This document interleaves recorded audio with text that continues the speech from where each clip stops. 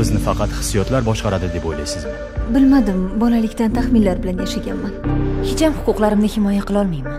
Meni nima boshqarishini to'g'risi bilmayman. Kitoblar bilan unchalik oshno emasman. Tabiiy fanlarni yaxshi o'rganmaganman. Hayot yo'llarida ko'p chalkashdim. Gipotezalarimni isbotlashga qiynalaman. Fikrlarimni bayon qilishga qiynalaman. So'ramaganingiz yaxshi. To'g'risi, yashashni nimadan boshlashni bilmayapman.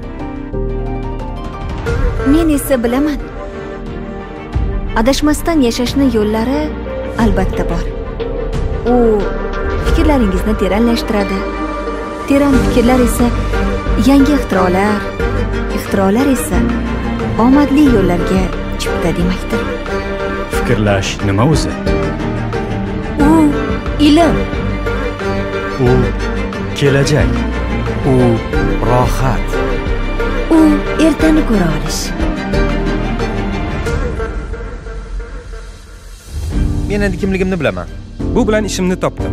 Men esa o'zligimni. Men huquqimni, men omadimni, Men burchimni. Men boyligimni. hali o'rganadigan narsamiz ko'p. Bu yo'ldan endi to'xtamaymiz.